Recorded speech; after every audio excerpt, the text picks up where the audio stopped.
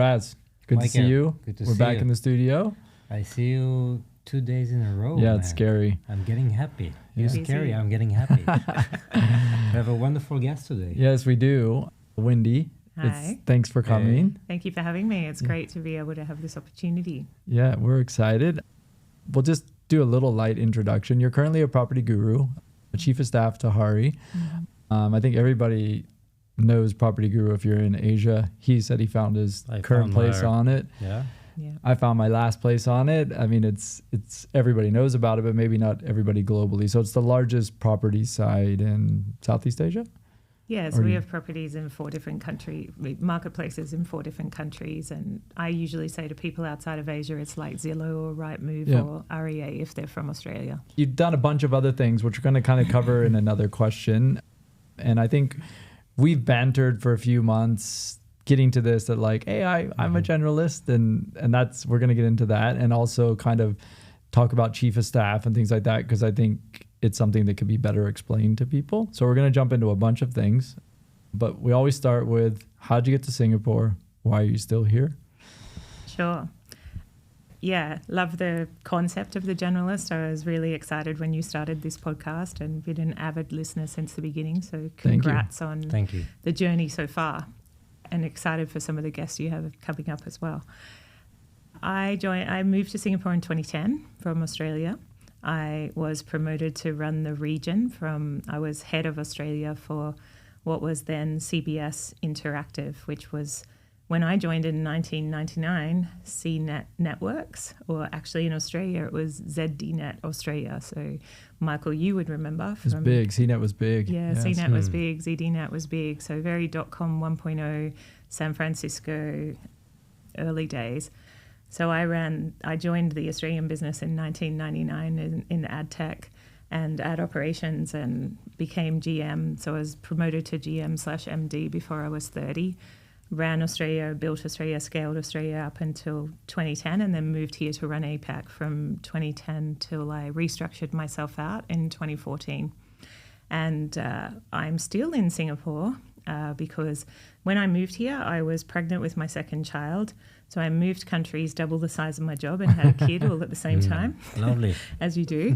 And my eldest, my son, who's almost 17, we're permanent residents, so he is just going through pre-enlistment potentially for national service. But he also is neurodiverse, so we found the wonderful Winstead School when we moved here.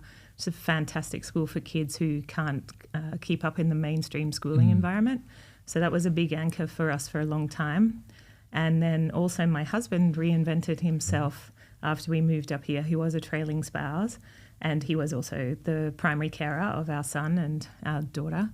And he's now an auctioneer, MC, and runs a platform for charities to help them with their fundraising activities. So he's the entrepreneur and has his own business, and I earn all the money to fund that and fund all the schooling. So I guess our next break point is post-national service, post-high school for our daughter. But and that's what's kept us here so far. Or open-ended at the moment, pending, every few years you check in, right, and see where you are and where you're going. But his business is starting to really thrive again. COVID was a massive halt on the events business, obviously. So...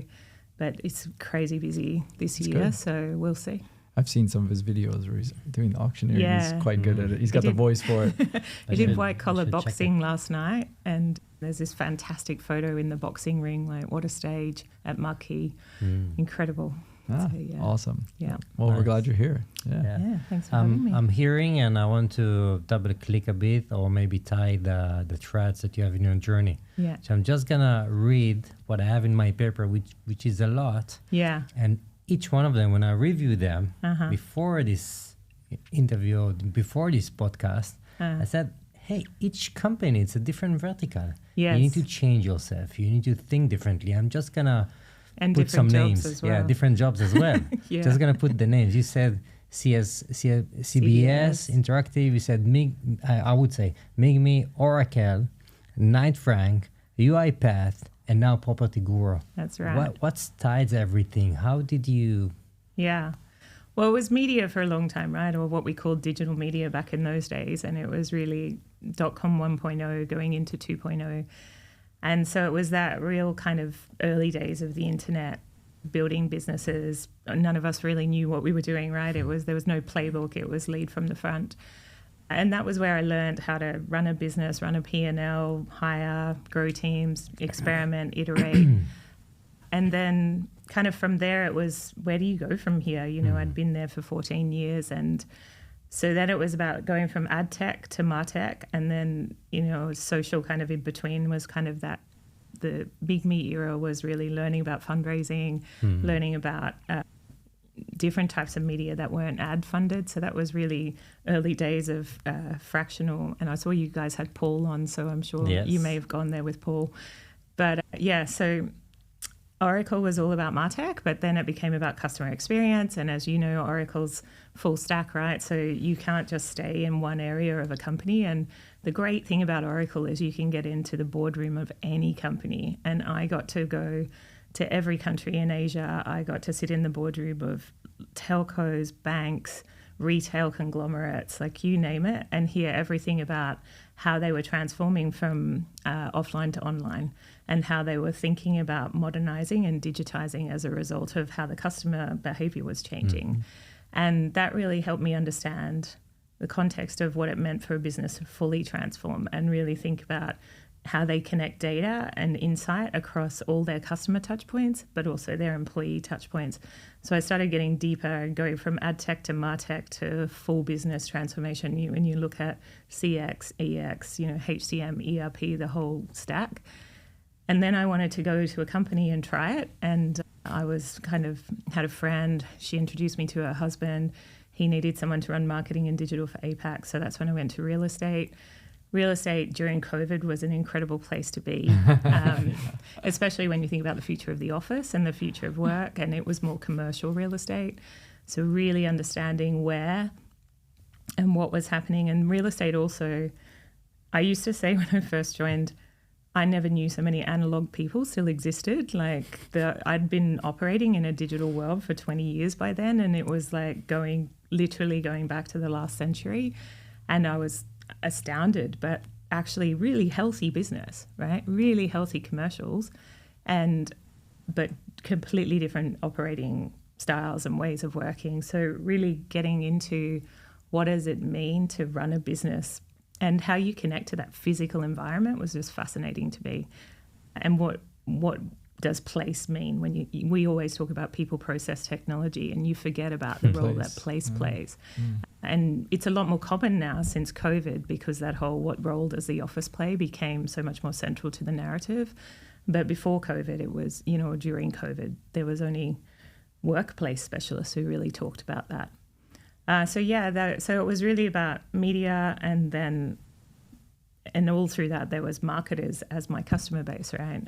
So I always sold to marketers up until I went to Knight Frank, and then I became a marketer really briefly. That was uncomfortable for me. I didn't really like being back office. I didn't necessarily like not having that interaction with the customer.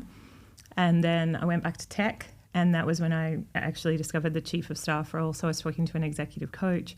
I was talking about how much I missed being in control and being able to drive.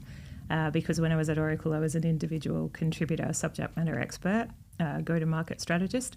And she said, why don't you try being a chief of staff? She introduced me to someone, and then automation was such an exciting space to be in, because that was really where the future of work was going, where tech needed, you know, where every company needs to go to drive transformation. Unfortunately, that was short-lived. That was a bit beyond my control, you know, the beginning of the great tech meltdown, whatnot. And then I was lucky that I knew my current boss quite well, and I knew who was hiring. I knew I wanted to work for a CEO. I knew I wanted to do a chief of staff job in a HQ. And so I convinced him to hire me. It wasn't quite the profile he was thinking of hiring, but it worked out really well. And as it turns out, property, tech, and media, which is exactly what a property guru is the intersection of the three industries I've worked in the most. So it's a great fit. Yeah. If I rewind back and I'm trying to understand where is your passion, So your passion is more about let's understand and study diverse verticals and get to know and learn every day. Yeah. Or I want to work with more people to be in front of things and be able to scale with them. Like, where is your passion? It's about learning and getting deeper and deeper into where my understanding is where enterprise needs to go, more from the brand side. When I work on the tech side, it's about helping the sellers be better at what they're doing, like whether that's go to market, whether that's the BD side of it, the lead calls, all that kind of stuff. So I would say it's more about unpacking like my understanding of where the world's going, and I kind of do it through learning. And it's funny, there's this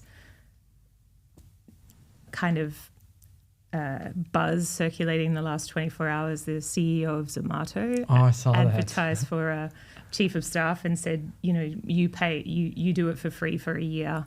And I thought it was you pay for it, isn't it? It says like you're gonna. Well, you pay. Well, in lieu of getting paid, they would donate to charity. Oh, okay. And in some ways, I've done that, right? Like I've chosen jobs based on what I get to learn and who I get to interact with and what I get exposed to, as opposed to what I get paid, which is very much that career jungle gym rather than ladder.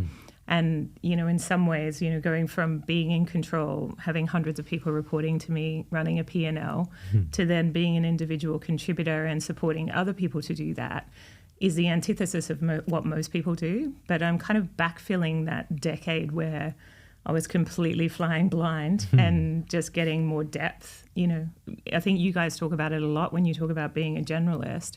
Yeah. Most people grow out of a function and then become the boss.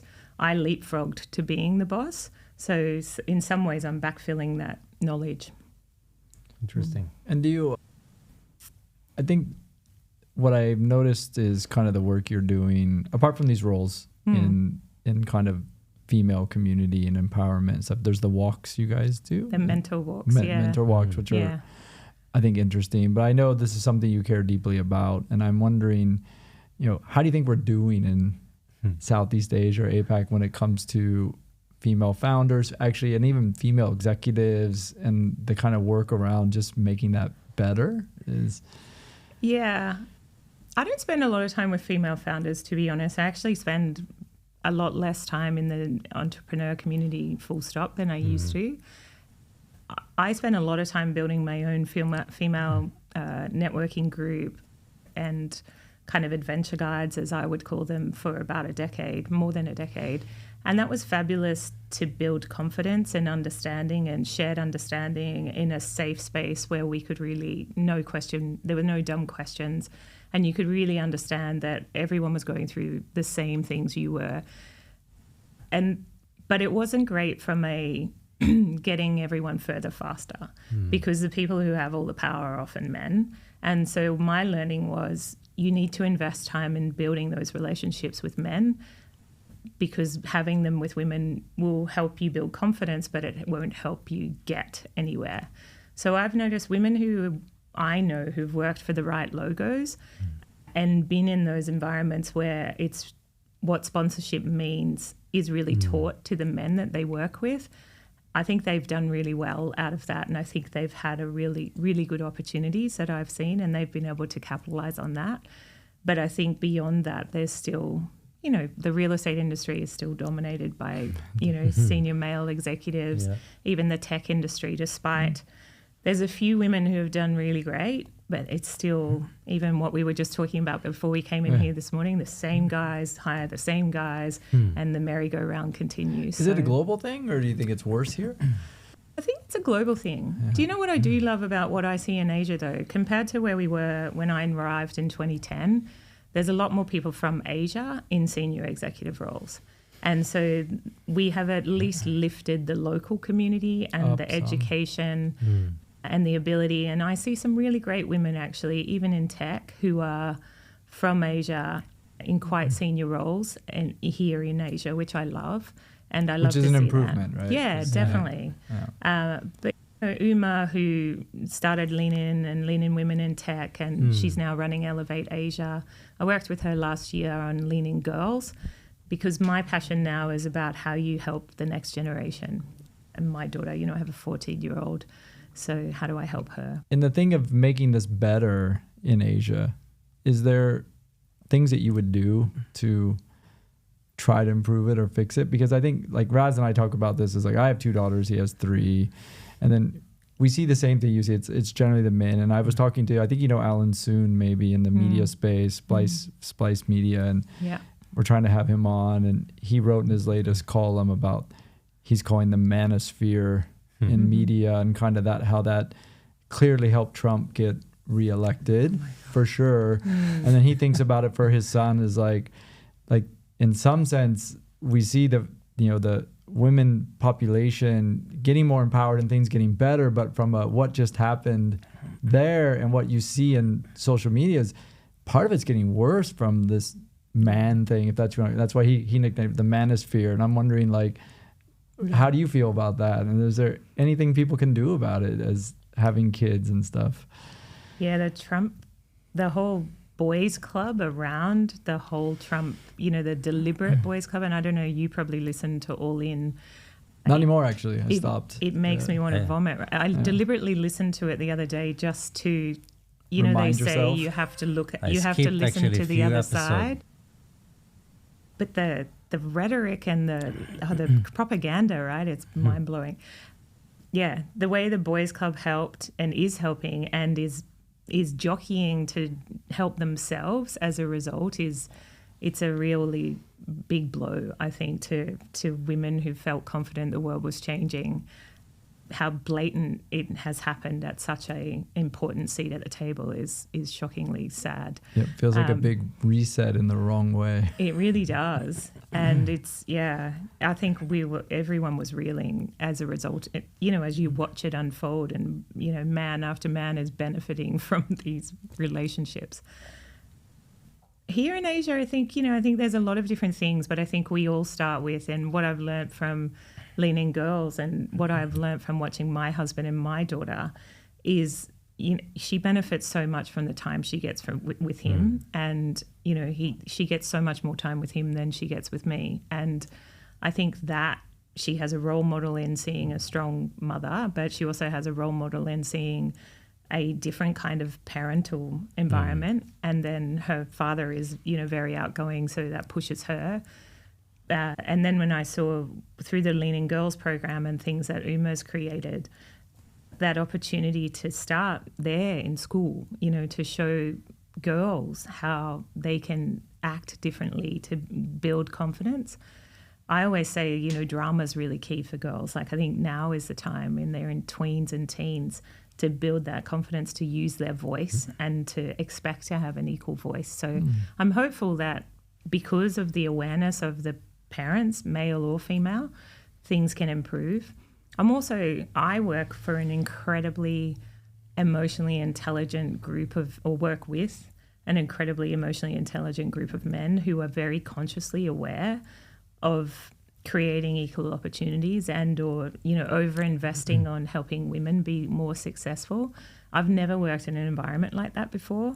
And so I'm hopeful that as a result of learning from these big MNCs that do invest in unconscious bias training but making it real, not just lip service, that we'll find more men and men with daughters who are really invested in making the change we all want to see. So, I see glimpses of it.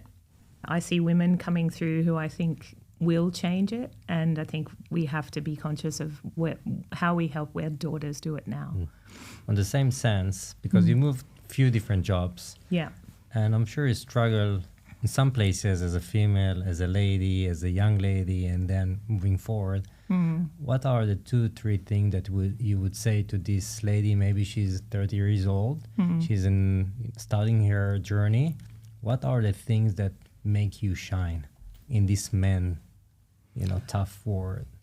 I think it is that investing in sponsorship relationships, right? And really investing in connecting, because it's so easy to invest in who you're comfortable with as opposed to who you should cultivate that understanding of how they can help you, but also help them help you.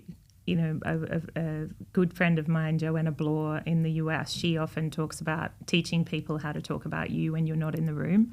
And that's a really important skill. That's good. Right? And so helping people help you kind of thing is what everyone needs to be more invested in. You know, a 2-minute elevator pitch, how you help people talk about you so that when they're in the right rooms, they can represent you well. That's a really important skill to invest in from the beginning.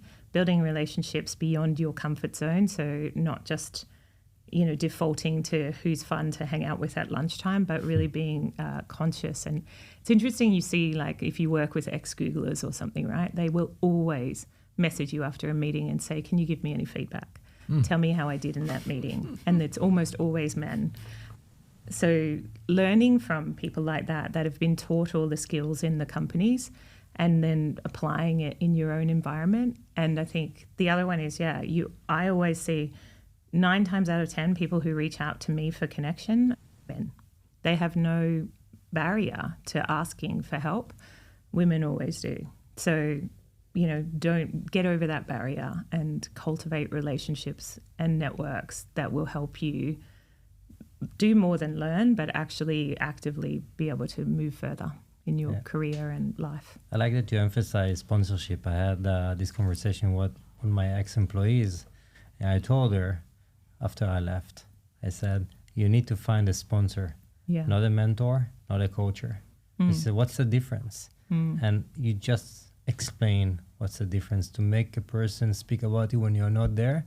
This is a type of sponsorship. It's gonna take you forward, and I think it can be very helpful in different positions. You don't have to be a VP or executive. You can be the practitioner.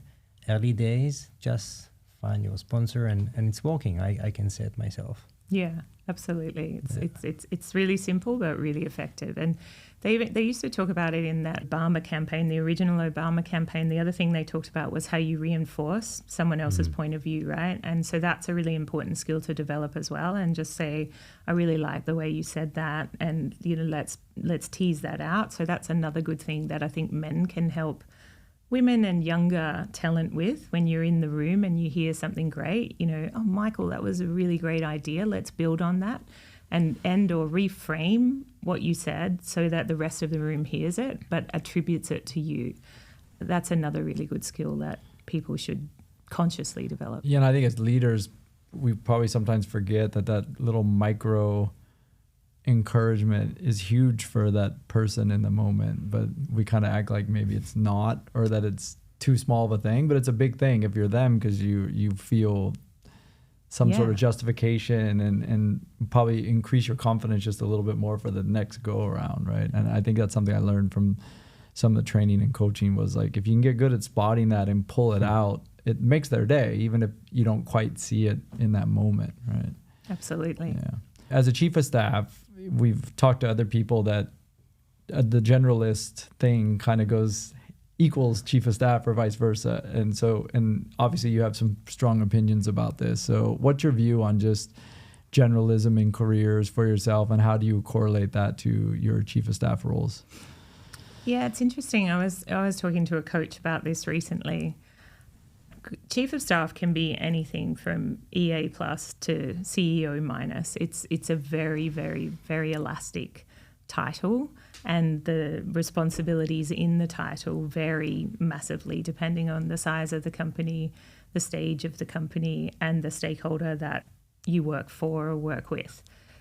What I see here in Asia is actually a lot of chief of staff are just, you know, the founder doesn't have time to do a bunch of stuff, or they're so busy fundraising, they're like, hire a chief of staff because they don't really want to invest in a head of anything really. You know, they don't necessarily have the funding yet or the time, so they hire everybody to do anything and everything. And I often talk to this talent. There's a chief of staff society I'm a part of here, and there's about 75 of us.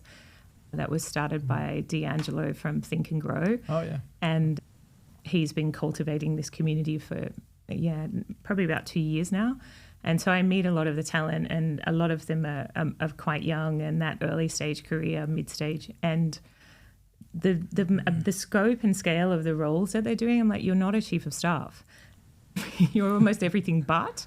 And, you know, I feel for them, you know, and that, again, going back to that opportunity to learn from, you know, it's missing the point of what a chief of staff is, in my opinion.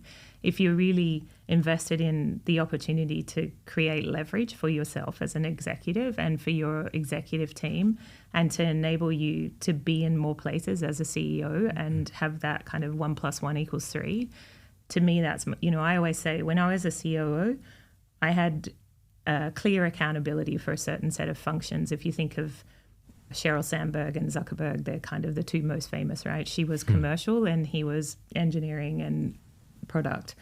And so clear delineation of who was running which bits of the company, and together they ran the business. Whereas a chief of staff, you don't have control of anything. Well, your job is to help your stakeholder be successful in their job, and then to help the information flow and be the conduit across whatever the scale and scope of their job is. So if you're the CEO chief of staff, it's across all of the business. If you're the CTO chief of staff, it'll be across the tech org. If you're the CMO chief of staff, it'll be in the marketing org. So in my experience, there's a lot of misinterpretation of that and a lot of underappreciation for the leverage you should get by introducing a chief of staff into your business. The generalist comes from, for me, if I think of when I was a VP in my earlier career and I was in charge of everything but had no specific expertise, it was more about, your ability to be able to dip into a marketing problem or a product problem or an engineering problem or a finance problem and be able to synthesize that to unblock bottlenecks and drive the business forward. So obviously I can draw from that as a chief of staff as I help the CEO and the leadership team drive our business forward. I always thought being a generalist was not necessarily a good thing. I always wondered if not having a because sales... someone tells you it's bad, or because you get vibes from people? Because this is something that until I, and it kind of what started is, until I had read Range, that book, it was the first time that something just went, wow, this is okay, actually. It's a good thing. But it was not something that, like, when you're young, that you would talk to your parents about. And at school, it's frowned upon, right? In the normal... And recruiters don't get it. Yeah, they don't like it because they're like, right? Can you please tell me what you focus on? Like, so I guess it just naturally has a negative vibe until maybe you discover... For me, it was the book. I think for other people, it's a particular role or maybe some. But what made you feel good about it? When did that happen? You know, I think the chief of staff role that was one area where it felt right, because you do need to be able to do a little bit of everything and know a little bit about everything to be successful. I think then secondly, when I spoke to a coach recently and we were talking about other titles like CEO and COO, you can't be a CEO or a COO unless you have generalist tendencies, right? And expertise. Like, you cannot run a business unless you understand all areas of a business. So you don't have to be able to do them all, but you have to be able to oversee them all. So I think my imposter syndrome came from not having grown up in a function and having an area of expertise to come out of, which, you know, is different for you. Like, you did have, to some extent, I guess, product. Sort of, but then you had so much variety within that because of the different companies as well. So I think all of us have to find a way to leverage our strengths and over-index on them and show whoever we're talking to what our potential is. And that's also important, right? People need to invest in potential rather than what's been done before, because that's irrelevant, especially in these times. Yeah, it's my huge problem with recruiting and how people look at roles is they try to decipher from this paper versus what do you think I'm capable of? Let's have that discussion. But it's our job to teach them that. Yeah, it's just not easy, right? But it's not easy. Yeah, you've got to get, and that's why most of us don't get jobs through recruiters or CVs, right? It's introductions. And do you think, from a CEO perspective then, because you, as chief of staff, you've been to the CEO, right? Or the MDs, are generally CEOs generalists then in your mind, or the ones that are successful are? Is it? I think different CEOs are different, right? And I think like any chief of staff role, like I said, there's very elastic in the chief of staff. Like some chief of staff will be more revenue ops, some will be strategy, some will be comms, some might be a combo. It really depends on the stakeholder and the stage of the company. Like the Atlassian chief of staff, she came out of internal comms, and then she now has built a CEO office for both the co-CEOs there. So whereas you may find other chief of staff who are very heavily from RevOps or strategy, like ex-McKinsey or whatever.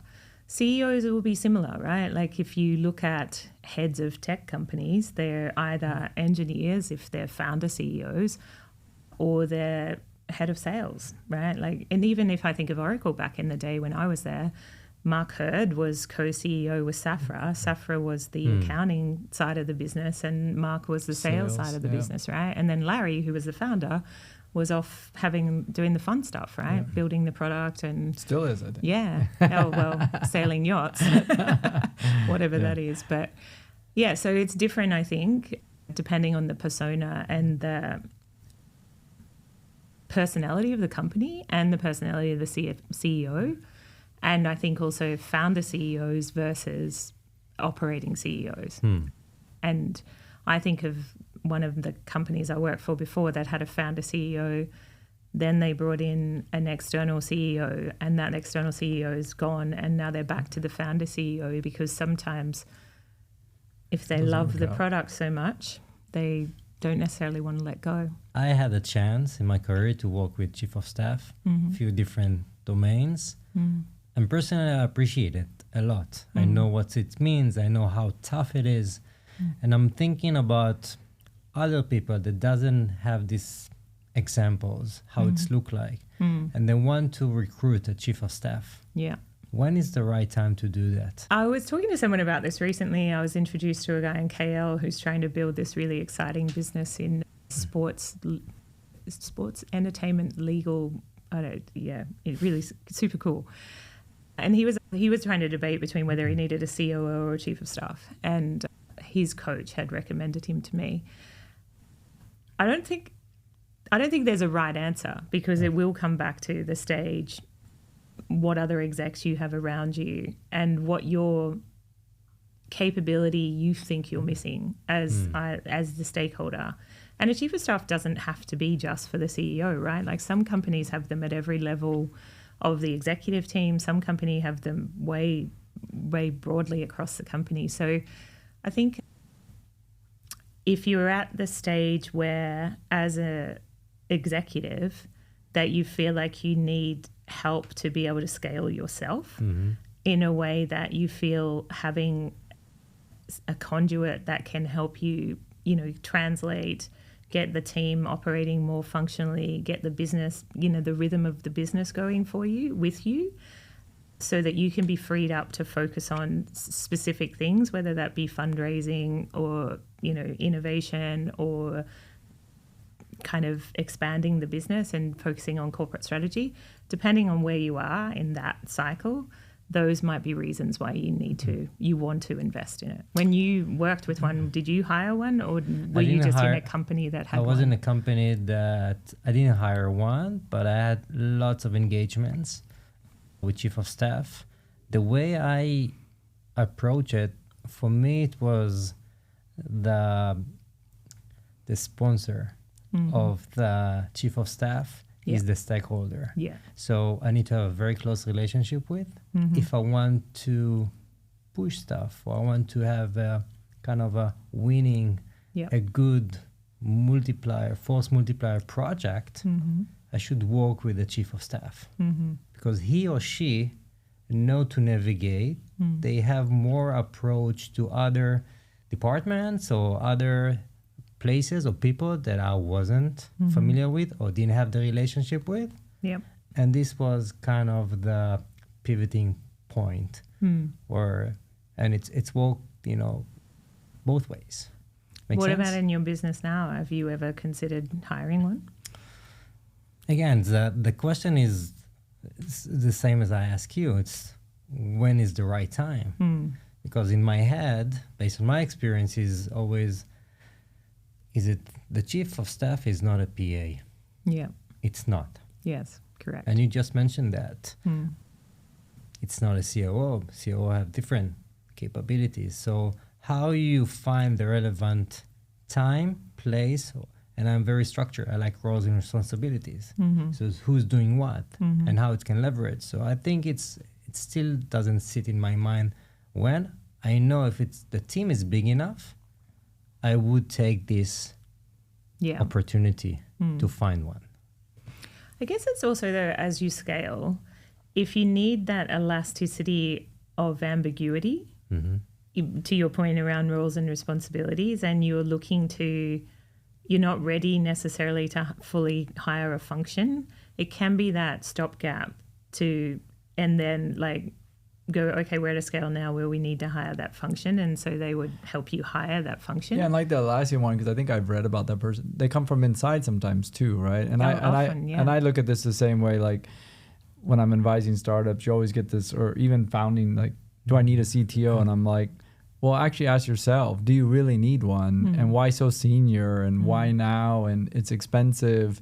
Why don't you have your head of engineering start doing that? And maybe, so I look at the chief of staff thing, to your point, like if you have a need for some help and there is ambiguity around these needs, that person is like a stopgap to, I'm not sure yet, but if you help me, and I think to the question we could actually multiply my talents, maybe that's all I need right now. And then I don't have to hire the atypical COO or the atypical CTO. And then that's when my mind goes back to, that's when I think a generalist is a good fit for a chief of staff, because it's like, look, we don't know what we need a year from now, but today we need this. Yeah. I see it as like a way to help in a situation where you don't want to have to go lock down permanence. Yeah. Right? And I think that's where it's most commonly adopted here in Asia. And then I think the idea is, come on, do this for a year or so, and then pick which role you want. So whether your role becomes strategy, operations, sales. One guy I know ended up being head of sales, right? So depending on as this company scales, they can kind of slip into a function using that experience and knowledge of the whole business. So that seems to be a very common playbook here on how people are using the role. Which isn't a bad strategy, I don't think. Like, it's not a bad strategy as long as you're compensating them well, and as long as you do build that pathway that they get to, because you can't just maybe leave it at that unless you get big enough to where you need it. You might have to have the outlet for, I do need you to become X or Y. Well, you need to give them a pathway to something. And that's where a lot of chief of staff are struggling, because if they're a generalist, they can't decide which pathway. And it's also, it's hard to give up that visibility to everything. It's very powerful, right? Yeah, it can be really powerful. You were referring before. Yeah, and then you get that kind of, you get pushed back into a silo and you only get to see a lot less. So people do struggle with that for sure. Tell us more about the Exec Multiplier. Yeah, so I mean, we've already talked a lot about it, right, in one way or another, but it's a term. Force multiplier is one you hear more often, and I kind of tweaked it to Exec Multiplier. There's a famous book by a lady named Liz Wiseman called Multipliers, where she talks about multiplier versus diminisher in an organization and what it means to be a multiplier and to really help everyone help themselves and amplify the power of the people around you and ask the right questions to help people be better. So to me, that's what an exec multiplier is, and overlay that with kind of executive coaching. I've been studying, like you, trying to build that muscle around being able to ask more open questions, help people understand what it is that they can do better. And, when you bring that into an executive environment, not as the executive coach, but you use those coaching techniques to help people help themselves, it can really lift the whole organization. So to me, that's an exec multiplier. And hopefully, maybe eventually one day, if I did build my own business, that's what I could help executives help themselves be better at, rather than being diminishers, right? Which is just soul crushing. Do you want to build your own business? It's always in the back of my mind, but one of my colleagues always tells me, a vision without a plan is just a dream. And so I was going to build a chief of staff community and association. That was actually the track I was on when I first started this current role. But then I found Delo's Society, and then I started researching. There's so many chief of staff associations in North America and Europe. And actually, I realize what I want to do is invest in the executive more than, because the chief of staff community is skews a lot younger, shall I say, and a lot more emerging executive. I want to invest more in the executive end than the chief of staff end. So pivoted my vision slightly, but I guess my job right now is to help my husband's business. There you go. That works. Yeah.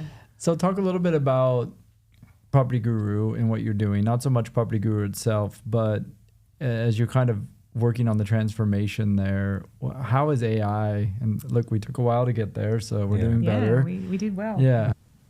How is AI like a part of this transformation when you think about its use possibilities and just making a difference with it, both internally and externally? Yeah, so my role kind of expanded officially earlier this year to this VP transformation title, which is really just as someone who has the purview over cross-functional dysfunction and cross-functional efficiency opportunities. My role is really to focus on operational excellence and employee effectiveness, and a key tool to help with that is obviously both automation and AI. And for me, it's trying to understand, can we leapfrog the automation part by leveraging AI and agents and whatnot? Like, is there a way to get there faster? Some people are counseling me that I have to slow down a bit and understand, you still have to do all the process re-engineering work no matter what. But so we're working through that. We're testing. We have loads of different AI activities going on. So the ProdTech org kind of run their own investments in GitHub for engineers, productivity, but then a whole bunch of other LLMs and experiments for the product and for just innovation.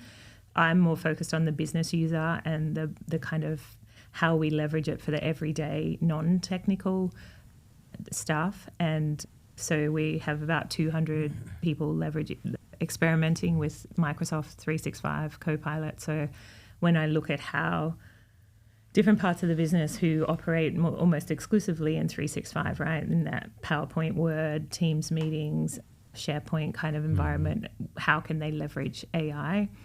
And then thinking about it more specifically for like copy and creativity, customer service, all the classic kind of verticals that we know can get significant leverage by upskilling and taking advantage of it. But it's hard. To be honest, it's really hard to retrain yourself to use Microsoft, right? Like we've been using Microsoft for some of us multiple decades. And so like slowing down, it's like when you hire an intern, right? Like when you hire an intern, you have to slow down to train them what you need them to do. And then they'll become more effective. But if you... Hopefully. It may be, right? And it doesn't help that the product itself is... 6 months ago it was terrible. It's a bit better now, and it will be way better in another 6 months. But you have to retrain everyone that just because it worked that way a month ago, actually it works better now. And just because it works differently here to there, like there's so much, it's so clunky, right? And it shouldn't be that clunky. Yeah. But ultimately at the core is, how do you think about prompting versus searching? How do you think about connecting behavior across applications and enabling technology to help you help yourself? And so all of that kind of change management is really what me and my team are spending a lot of time on, is just finding different ways to find the use cases that resonate and expose them to as many people as possible, and then get more momentum from the excitement and the potential. But I'm not sure yet I could say it's a game changer in terms of, will it help us, with, I was talking to someone about this today, like, will we be able to hire less headcount as a result? Not yet. Yeah. But, maybe in the future, but. Yeah, I think it's an evolving space. Theory about all, but that you know something's going to happen, but trying to put your finger on exactly in my own business how it might affect something is tough to forecast, I think. But even when I worked in automation, right, like we talked a lot about a number of hours saved, and, you know, every single application, you know this, like you've both sold software in the past, right? Like every single value engineering piece of work that you do says this software helps you save this amount of hours, which equates to this amount of dollars, which equates to this percentage increase in productivity. The reality is always a mix of all of the above, and it definitely helps you improve your business, but it's not exponential enough yet. Yeah. And so really helping the business to continue to refine that is an art.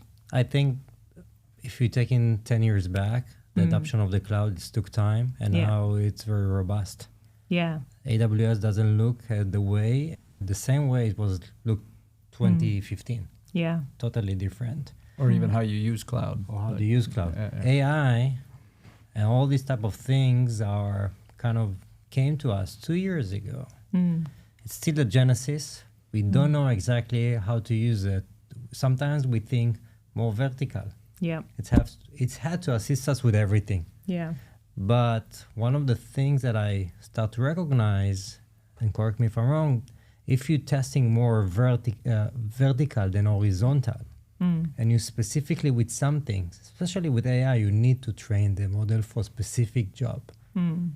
Maybe then you're going to start to have results, but we're still testing. So yeah.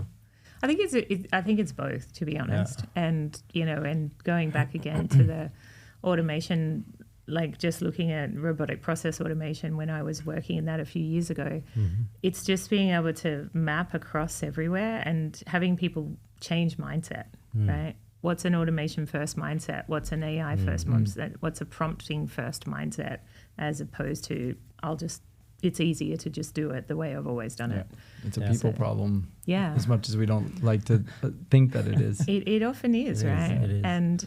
And I spend as much time saying, you know, we used to say in one of the software companies I used to work in that most of our customers were level 1 to level 2 customers. Very few customers got to level 4 on the maturity model, right? And so if I can just get all of our team to use our core applications of record better, we'll probably get just as much productivity gain. And those applications have got a ton of AI in them anyway. So, you know, there's degrees of improvement you can achieve. I'm having fun. I think we can go over, you know, for a few hours now. A few questions, but we have to pause. Yes. And we're going to do our routine. And if I will take you back to your 20 years old, what you would tell her? I think we kind of covered that already, but I would really tell her to be more strategic about the relationships she builds and be more proactive about teaching people how to represent her in rooms she's not in. Got it. Do you teach that to your daughter? Not as explicitly as I should. Good point. No, we ask that a lot because you could turn around and ask me too, because there's all this advice and I sit there and go, do I actually say this to my kids? And then I sit there and go, probably not enough, right? Yeah, like probably not in a structured way. Yeah. The one I keep doing, my littlest one, is like at Halloween sometimes she'll pick something that's not feminine or something, and then someone else will blurt out like, you can't do that. And I'm like, no, you can. Do you want to be Batman? You be Batman. It doesn't, like, do not let any stereotype start with like a 5-year-old. Like, it's okay. Like, you know, and I'm thinking like, oh, I got to do more of that for sure as she keeps going, because I realize that's where it starts. It's these little, back to that micro thing where they're suddenly ingrained to, and then they still can choose. We have the same ocean at home. Pinky doesn't mean it's for girls. You can have blue, but if they choose in the end of the day pink, it's fine. Okay. It's okay. You can have all the pink shirts that you want, but it doesn't have to be for girls. Yeah, and it's okay for boys to like Taylor Swift. And they keep asking me, do you want to do your nails? Like, not today. Mine do my nails. You're busy. I saw you went, which I really found that super cool. You were on that mommy-daughter trip. Correct me if I'm wrong. You guys went somewhere, and it was at Phuket, and listened to Taylor Swift songs hum by the pool. So I kind of put that in the things you do for your health and wellness and your family. But how do you kind of tackle being busy and all these things from health and wellness to kind of keep yourself sane and healthy and on the right path? I don't do it enough is the honest truth. I think we should all own up to. That's probably something I'd tell my 20-year-old self, to be balanced. But when I do, it's definitely meditation, podcasts, coaching is kind of that mental wellness. And then the physical is Pilates, aquarobics. And yeah, time with my children is another really important one. Yeah. So that's a good time. Yeah. You just mentioned podcasts. Yeah. And we always ask if you can recommend on a good podcast. We know it's not the all in. It's not. Or a good book or a TV show that you recently watched. Yeah, I don't watch a lot of TV, although we started watching Glee last night from the beginning. Oh, wow. But the podcast I love. Cool. I love a lot of, I imagine, the same ones you guys listen to, so I won't go there, like Grit and Pivot and a bunch of other ones like that. But there's this one, 60 Songs That Explain the 90s. I've heard of this one. And yeah, this guy started it during COVID, and he went to like 100 and something for the 90s, and he's just started the 2000s. And he spends like an hour and a half, and he doesn't actually get to the song until, I don't know, 3/4 of the way through the podcast, because he starts talking about this, the band members and the threads to other band members and all of this. So that's pretty cool. I dip in and out of so many. Podcasts is probably my main. I watch very little TV. And the other thing we do religiously is the New York Times puzzles, so Wordle, the mini crossword, the connections, and Sudoku. So my daughter and I and my husband, we pretty much do those every day and compete against each other. Got it. Yeah. Just a nugget. A few months back, someone breached to New York Times, they got all the database and including the Wordle algorithm. Oh, really? So it was funny, but the other parts wasn't funny. People are mad about it. I remember when they announced it, like you could go back in time and pick from the days that you missed or something, and it was like a huge thing. And I'm like, what, do people feel awkward if they miss it or something? Yeah, I'm not religious about that. Yeah, it's funny. It's just fun to do. It's a simple, short, fun. I know it very well. Yeah. I did it a few times. And it's fun to do with your kids. Yeah. I think, to see who can get it, We're on the Uno thing at home because my 6-year-old has decided that's the most fun thing. So it's like, can we play? Can we play? I'm like, okay, Uno again. I've had to get different versions of it just to try to switch it up a little bit. It's funny when they get into Monopoly and then you discover digital Monopoly, and it's like a game changer because you don't have to deal all those, the money in the houses and all that stuff. We're still with the Monopoly, the normal one, the usual one. Oh, you're still old school? Yeah, old school, still old school. Younger kids. Yeah. But I would say, just on books, the other one, aside from Range, is Multipliers. Okay, that one I don't know. Is a really good one, so by Liz Wiseman. And the opposite of multiplier again is the diminishers. That's a good term. There's plenty of those in the corporate world. She actually used to work at Oracle as well. Oh, I'll have to check it out. Yeah, ironically. Awesome. Well, we're done. Thank you so much for doing this. I hope you enjoyed it. Thanks for having me. Yeah. It was great. Great to be here at last. See you around town. Yeah. Thank you. Thank you.